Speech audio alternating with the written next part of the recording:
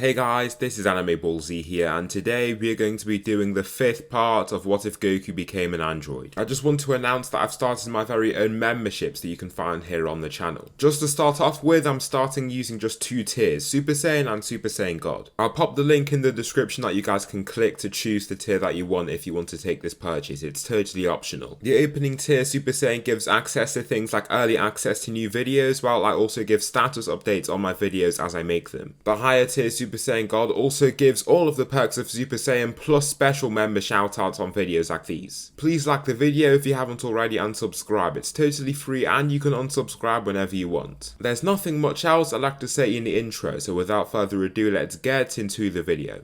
Slick talker since a jet. Winter time, all the time, ooh, yeah. Look at the way that I move, swag. Disrespectful and I'm rude, okay. I had cocaine in the school. With that, Goku directs the Saiyans to his underground lair that they have to take a special lift to get down to. As they emerge, Dr. Gero looks delighted to see some of his androids being returned to him. Oh, thank goodness, thanks for your help, Goku. I thought I lost these two, Dr. Gero says, approaching the 3. However, Vegeta's hand grows a key scythe over it and it stabs through his entire chest. Dr. Gero coughs out blood and Vegeta just smiles at him. Dr. Gero mumbles under his breath, but no one can understand what he's saying. As he says this, his voice gets weaker and weaker as he's dying. Vegeta pulls out his scythe and he just dies, flopping to the ground. There we go, Goku says, looking at his corpse. As he sees him, he feels a sense of power grow inside him. It feels as if shackles have been taken off him and he's now free. Thinking about all the times he had to monotonously follow his orders, he feels great to know that he can finally act autonomously. As they leave, a weird noise can be heard from the supercomputer in the lab. Operation Resurrection has initialized, it rings out, with no one there to hear it. Inside there, several cases of mechanical androids are revealed. They look like purple versions of Cell while also being quite miniature. They're not extremely small like the Cell Juniors in canon, but they're slightly smaller than Cell in terms of height and muscle mass. Following this, a long period of peace arrives for Earth. Those killed by Cell are revived, and the likes of Super 17 and 18 are also revived. After the community post, I saw that the majority wanted 18 to be paired with Goku, but after thinking about it, I think it would be better if he just stayed with Chi-Chi. Upon having his memories returned to him, he is still in love with Chi-Chi and it doesn't really do much to the plot anyways. His Namekian side gives him the ability to heal and he spends a lot of time training with his father. In these years that pass, Vegeta also meets Bulma and ends up having a son with her. Trunks is around as old as Goten is and is younger by likely a few months or so. During these years though, Goku is looking for something. Going to Bulma for help, he uses the aid of the database stored in his mind to allow Bulma to learn from the projects that Dr. Gero had gone through. After letting her see and analyze these blueprints and documents, he asks her to perform some augmentations to his body. He wants the power that Nappa has so that he can achieve the primal Super Saiyan form for himself. He wants to explore this hidden power that remains dormant in his Saiyan DNA, and Bulma is initially reluctant. However, she sees no reason to say no as she knows that she could perform these procedures easily. I mean, she made a literal time machine, so I'm sure that she could just copy the instructions specified by the documents given to her.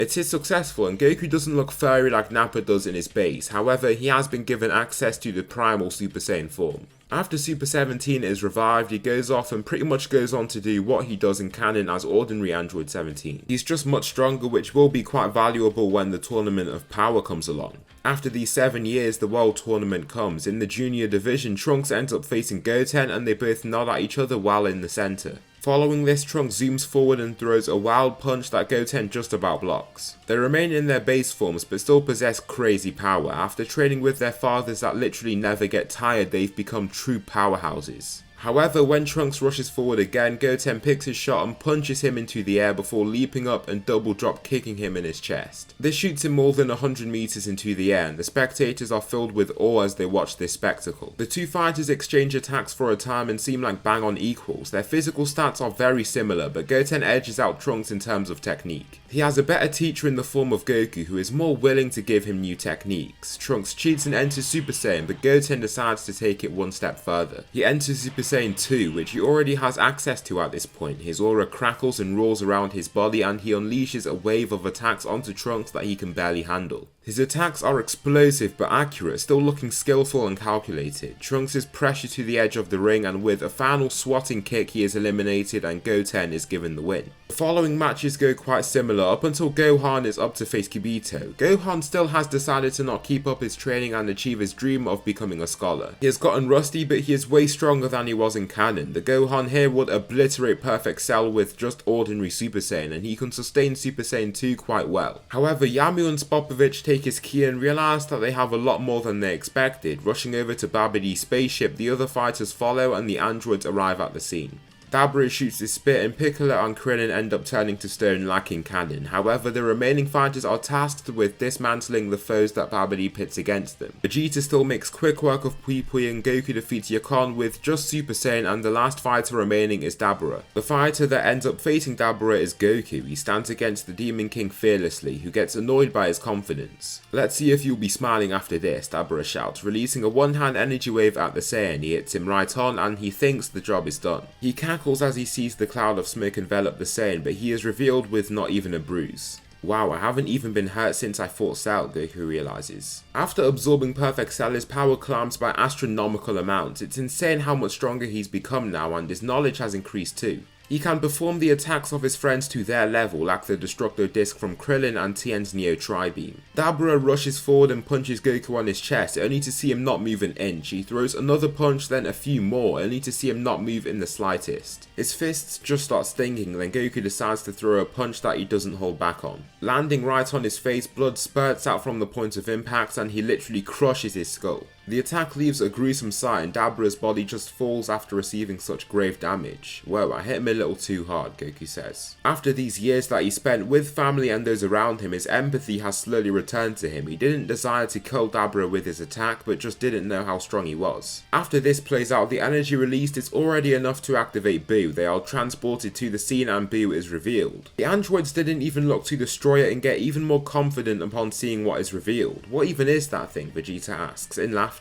"I'm not sure, but I'm not going to keep it alive," Nappa declares, cracking his knuckles. He approaches the warrior and enters his powerful primal Super Saiyan form. Racing off toward Buu, a single punch from him opens up his entire stomach. Pink particles go flying out from the point of impact, then Nappa follows up with numerous ki blasts to try and incinerate the being. He just continues on and on with the attacks and doesn't seem to be stopping. With his infinite stamina, each blast is just as destructive as the last, and the only things of Buu that remain on the ground are small pink blobs. Nappa laughs with pride upon seeing this fighter get demolished so easily. "Is this the fighter you brought to face us? I must say I'm not impressed," Nappa declares, but Supreme Kai remains vigilant. "Don't get too cocky now, Nappa. Majin Buu is not dead." The pink particles start merging together and Majin Buu is revealed once again with no injuries. His body looks perfectly healthy and Nappa is taken aback by the durability of this thing. "Wow, it's like Dr. Gero made it," Nappa says, making Vegeta and Goku laugh in reaction. "However, I don't care how much this thing can come back from. It's not coming back from this," Nappa says, opening his mouth wide. Golden energy condenses in his mouth and causes the ground to rumble. The other fighters who haven't seen Nappa use this attack can't look away. They are astounded by the amounts of power he seems to be concentrating into his mouth, then he releases a large golden ki blast at Buu. It hits him head on and vaporizes Buu in the explosion. His pink mass is scorched and destroyed, even down to the molecular level, so the damage is irreversible. Buu has been reduced to mere ashes and Babidi almost can't believe it at all. Before he can escape, Vegeta shoots a single ki blast that follows right after him no matter which direction he takes. It hits him and he is killed too, which pretty much brings the arc to an end, along with Dragon Ball Z as a whole. Gohan is not killed and the Supreme Kai can return to his home planet after the events that have played out. Kibito is revived using the Dragon Balls and very little damage has been caused overall. This brings a quick end to Dragon Ball Z and peace is returned to Earth. A year after these Dragon Balls have been used though, the purple miniature cells that Dr. Gero created are released from his lab. The supercomputer has been continuing Dr. Gero's work and has made these warriors even more powerful. They don't need to be that strong though, as their job is only to revive their master. Gathering the Dragon Balls in secrecy, he is summoned and these servants don't have much time before their cover is blown. The sky goes black and Shenron is revealed. Shenron doesn't have any biases and must fulfill the requests that are given to him. They ask for Dr. Gero to be revived, then their second wish is for Dr. Gero's lab to be unable to be located.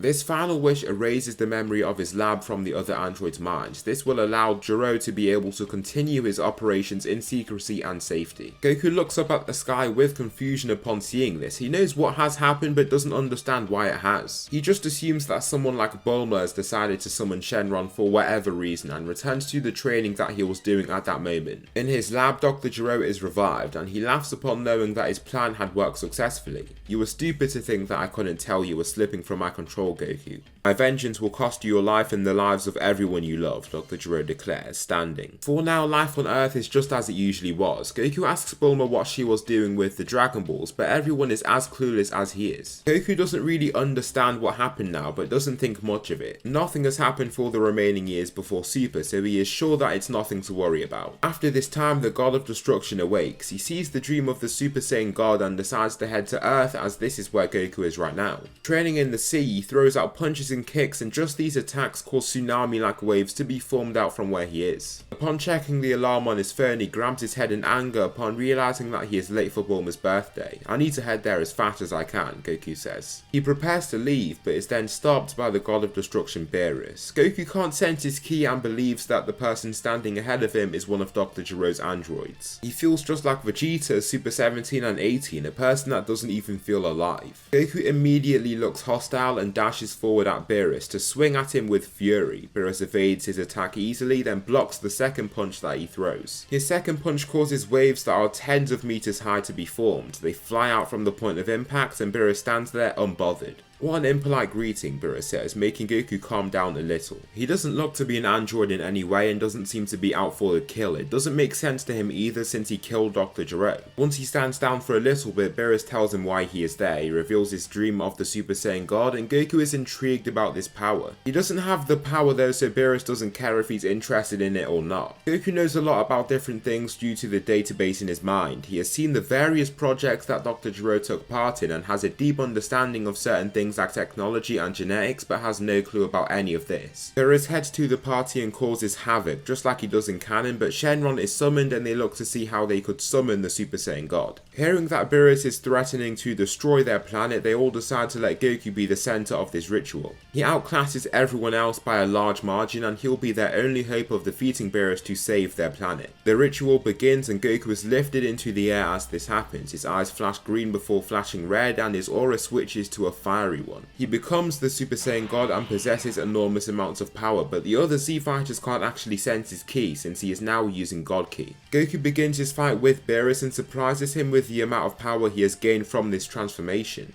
He punches him and manages to connect because Beerus simply underestimated him. Goku receives a kick to his stomach but manages to catch Beerus with another punch before getting kicked to the ground. Beerus races after him in his descent and punches him into the water below them. Due to the sheer speed that Goku was sent into the water, it sent flying upwards in an intense splash. Goku enters the waters and begins to calculate his next move. From what he's just received, Beerus is stronger than he is. Just like in canon, he has been holding back slightly but not much, and from what he's seeing, not as much as Beerus is. He zooms out the water, then flies up to remain floating ahead of Beerus. How does it feel to have the power of a god, Beerus asks, before punching Goku right in his chest. His attack is too fast to react to and he is sent flying over the water surface, forming mammoth waves along the sides of him. Good, I guess, different to what I expected, Goku replies, before throwing haymakers at Beerus. He can't pierce through Beerus' impenetrable block, but he feels thrilled by the power he's been given. Almost losing too much control, he snaps back into reality as he receives numerous punches onto his face and abdomen. He coughs blood after receiving those attacks and really starts to realize that he has been put up against a true powerhouse. Throughout their battle, it's like Goku can do nothing to succeed. Each time he lands an attack, it feels like he's just let him. Eventually, they end up in the upper areas of space and Goku can barely breathe. He isn't panting like he was in canon since he has infinite stamina. However, the air is really thin. Covered in his own blood and various wounds, he shouts and the wounds vanish right away. His muscles buff up momentarily as he does this and he seems just as fresh as he was before their bout. This fight was somewhat entertaining, but now it's time that I hold my end of the deal. You didn't do enough to impress me and now I'm going to destroy your planet, Beerus states, aiming his hand at the Earth. Goku looks there and thinks back to the life that he has, the memories that he's gained back on there with his children, Vegeta, Nappa and Chi-Chi. Those that I can't let die are endless. The blast heads down toward Earth but he stands firm, blocking it from getting too far. His clothes rip under the pressure and he grunts from the strain on his body at this moment, however his power doesn't fade to fatigue.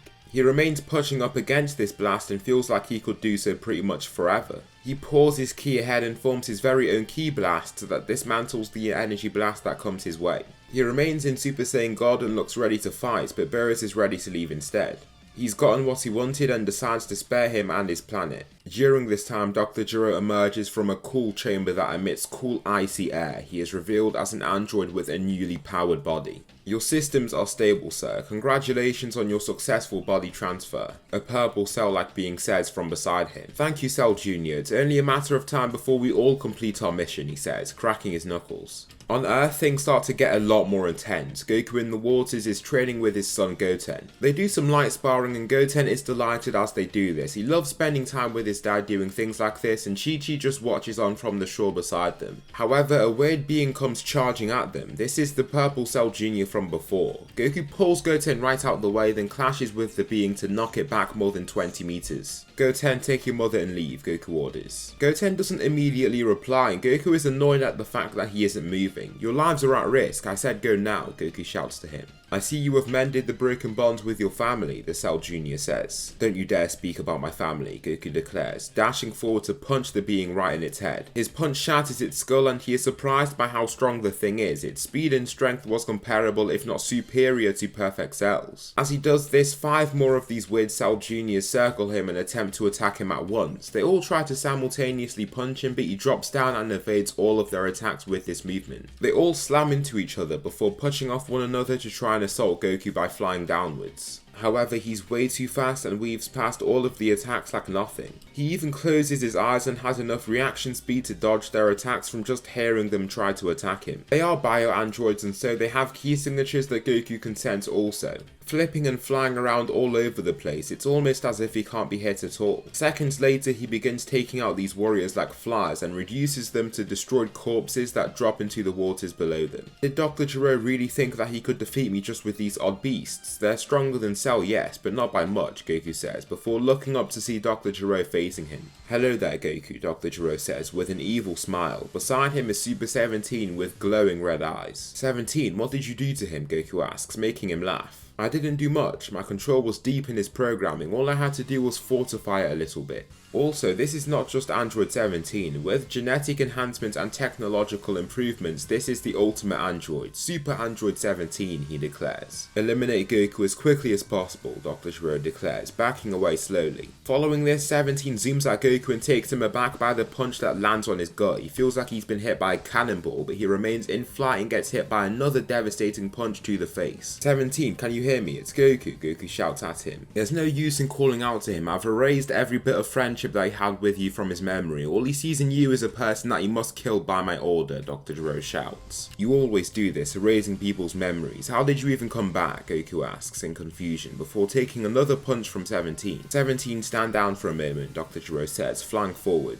The answer is simple. I knew you were falling out of my control and I knew that you would eventually try to kill me. The way I tried to erase your memories was poor and you have an incredibly strong mind. Therefore, I set up a system that would activate when I died for me to be revived so that I could continue where I left off. Now I have the DNA of Cell and you and everyone else. I've implanted the DNA of you people into Super 17 and now he is the perfect warrior, infinite reserves of stamina and amazing power. No, Gero, you've underestimated me, Goku replies. A red aura envelops his body that resembles flames. His hair flows wildly and it looks like his body starts slimming down. His power up causes intense waves to form around him and he enters his Super Saiyan God form. Dr. Gero smirks and flies back, then Super 17 takes his place. He also powers up and their auras create whirlpools in the sea beneath. I'll show you just how strong I really am, Goku declares, glaring at Super 17. So that will conclude the 5th part of What If Goku Became an Android. Please tell me something you liked about this video or something that I should improve on for the next one. Thanks so much for watching and I'll see you in the next video.